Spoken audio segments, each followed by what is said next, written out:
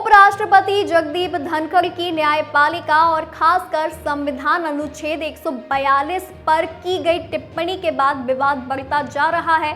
संविधान में संवैधानिक अथॉरिटीज के बीच सहभागिता और संतुलन कायम रखने के लिए शक्तियों का अलग अलग कर सीमाएं तय की गई हैं। सुप्रीम कोर्ट का तमिलनाडु के राज्यपाल के खिलाफ राज्य सरकार की याचिका पर दिया गया फैसला इन सीमाओं को तोड़ता है। यहां तक कि राष्ट्रपति के पॉकेट वीटो की शक्ति को खत्म कर 3 महीने की समय सीमा तय करता है, जो सर्वोच्च अदालत की शक्ति से परे है।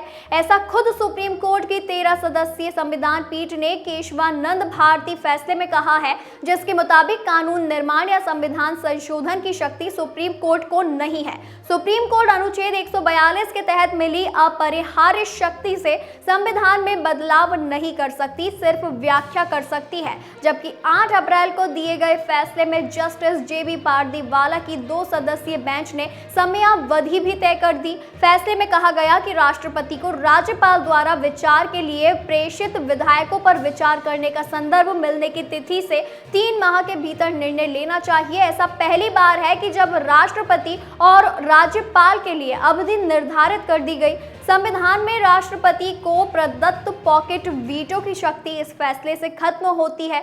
बहुतेरे संविधान विदों का तर्क यह भी है कि विधेयकों पर निर्णय लेने की अवधि के पहलू पर निर्वाद की स्थिति थी, जिसकी व्याख्या सर्वोच्च अदालत ने कर दी। जबकि दूसरा पहलू यह है कि संविधान निर्माताओं ने अपरिहार्य कारणों से पॉकेट वीटो की शक्ति समय सीमा के दायरे से बाहर रखकर राष्ट्रपति के लिए निहित की है। इसके कारण संवैधानिक पदों की शपथ से भी स्पष्ट होते हैं। राष्ट्रपति की शपथ के मुताबिक ये पद संविधान के संरक्षण, सुरक्षा और प्रतिरक्षण के लिए है, जबकि अन्य संवैधानिक पद शपथ में संविधान के प्रति सच्ची श्रद्धा पर आधारित है।